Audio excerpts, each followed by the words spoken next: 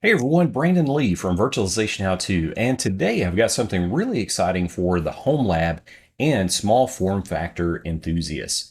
We're diving into the brand new Minisforum BD790i X3D motherboard, and this pairs the AMD Ryzen 9 7945H X3D CPU with a compact Mini ITX form factor, PCIe Gen 5, DDR5 memory support, and much more.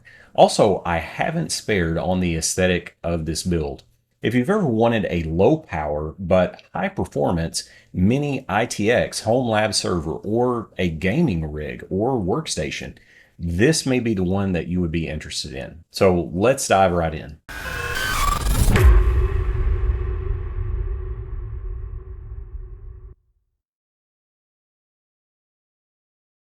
So let's start with the heart of this build, the BD790i X3D. This is Miniforum's latest Mini ITX motherboard, and it's powered by the Ryzen 9 7945H X3D processor with 16 cores, 32 threads, and like my last build, which was the BD795i SE motherboard, it also had 32 threads, but this one has the 3D V-cache in the processor. Now this is a laptop class CPU, but don't let that fool you. This thing has worlds of performance that is incredible for home labs, gaming, or just a general purpose workstation. And Minisforum didn't stop there. This board has a lot of great hardware outside of just the CPU. It has two PCIe Gen 5 M.2 slots, two SODIMM DDR5 slots supporting up to 128 gigs unofficially, and one PCIe Gen 5 X16 slot for GPUs. It also has built-in Wi-Fi 6E and 2.5 gig Ethernet via a Realtek network adapter. And it has a powerful custom cooling solution that has the CPU cooler pre-installed along with the CPU. And this thing is absolutely tiny.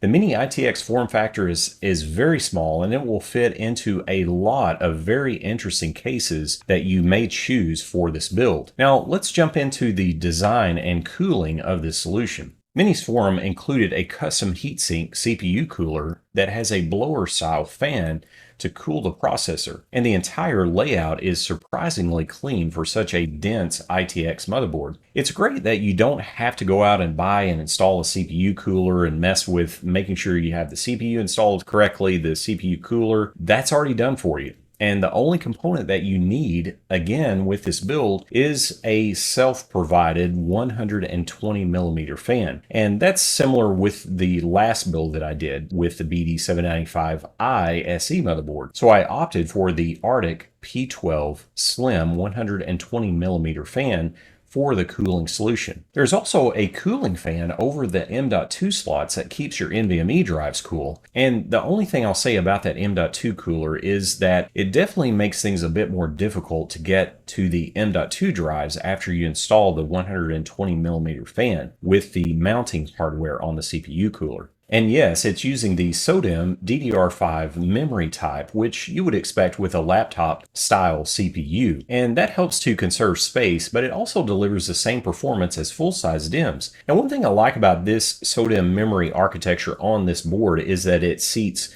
straight up and down, so vertically, which is a nice change from the way that laptop memory usually seats in at the very horizontal angle instead of the vertical orientation. Now for the case, I went with the thermaltake Tower 200. This case is absolutely stunning, and when I had seen it with a few other builds online, I knew that I wanted to use this case with an upcoming build, and this build really fit this case well. The case I feel is perfect for Mini ITX boards, and it also supports a few of the micro ATX boards, but not fully. So Mini ITX you're safe with, micro ATX maybe not so much. It also has full GPU support. The cable management is also top-notch out of the box, and it's a great choice for a small form factor build such as a micro ITX motherboard, along with really good cooling and airflow. For the power supply, I went with the Coolermaster MWE Gold 850 fully modular power supply. Now, I've used this power supply in the last two Proxmox builds that I know you guys have seen the videos on. That has performed very well with the Minisforum boards that I put into those builds. So I've had no issues whatsoever. It's been a very good power supply, very stable, clean power, and it's $100. There are cheaper ones out there, but I don't like to skimp on the PSU. I think you're asking for problems putting a cheap PSU into a server build or a workstation build. Now, on the storage front, for the boot drive, I selected the Predator 1TB Gen5 NVMe SSD. And this offers very fast boot times, quick application launches, and it was super cheap. I think I've found this NVMe drive for around $75. And for additional storage, especially for virtual machines and large files, I opted for the Samsung 990 Pro 4TB NVMe drive. Now, this was an excellent choice at the time. Just a few days ago, this drive was 40% off. It has crept back up in price, but it's still 35% off at Amazon. Now, one thing I've seen online regarding Amazon and the 990 Pro is that they are supposedly ridding their stock of the 990 Pro to make room for the brand new 9100 Pro. So really keep a lookout for great deals for those really awesome Gen 4 NVMe drives from Samsung.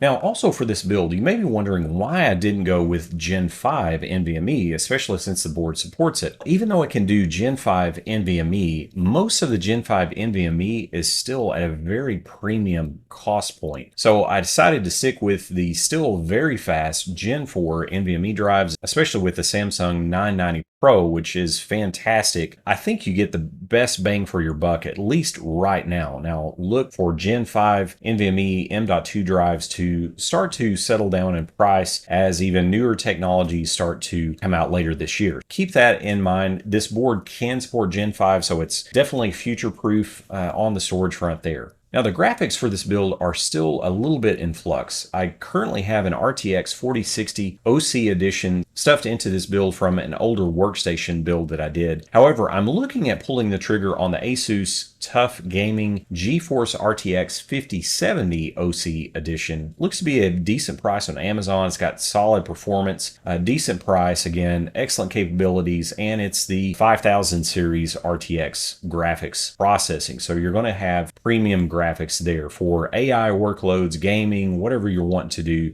with this particular build. Now, it's no surprise that I went with the crucial 128 gig DDR5 SODIMM kit. This is, at this point, the largest DDR5 SODIMM memory kit that you can find available on the market to put in a small form factor build like this. But now we're able to successfully stuff that 128 gig memory limit into our mini PCs, which we've been waiting on that for a long time. So this crucial 128 gig kit has the two 64 gig modules. And keep in mind, Minisforum, as well as most of the motherboard manufacturers out there, do not officially say they support the 128 gigs of memory. They only say 96 gigs of memory, but it's just because they haven't had the opportunity to fully test this new 128 gig memory layout. So keep that in mind. This is not official, and I advise you to always go by official specs for motherboard in a build like this, but this is what I opted for, was the 128 gig memory kit. Now, a build like this with the awesome case, I knew could not be complete without RGB lighting. And for this, I went with a magnetic RGB LED strip kit that I have a link for in the description, along with the rest of the bill of materials that you can take a look at for those links. I think this adds just that touch of coolness to a build with an awesome case like this. The magnetic attachments makes it super easy. It literally took me about 5 minutes to get the RGB lighting into the front bezel of the kit, and I found that those magnetic light strips facing towards the back of the case from the front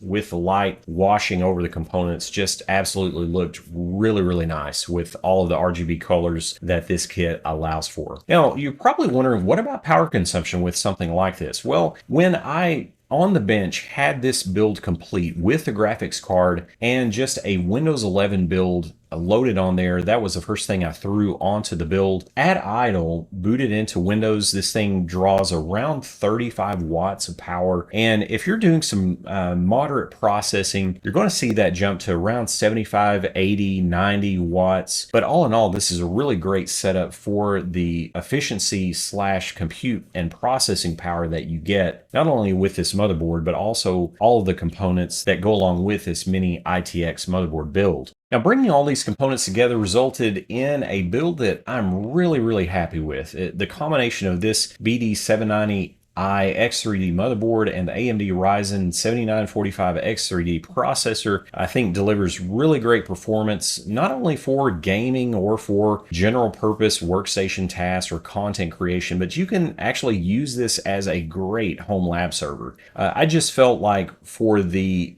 graphics tweaks, the 3D cache that this motherboard and processor combination has, it was a little bit of a shame to not use it for a graphics type workstation or for AI applications. So whether you're looking to set up a powerful home server, a high-end workstation, or a hybrid of both of those, in fact using something like GPU pass-through and Proxmox, this configuration is really versatile, and I think it's a really great future-proof solution. Well, let me know in the comments what you think about this build. If you're planning on building a home lab server or a high-end workstation this summer based on your own motherboard and CPU combo, have you settled on something different, or have you found a great deal out there? Have you used Minisforum motherboard combos in a recent build? Let me know in the comments. So I'm going to leave you guys in this video with some video of the light kit and just this build in its running state to see how everything came together. Please do stay safe out there, guys. Keep on home labbing, and I will see you in the next video.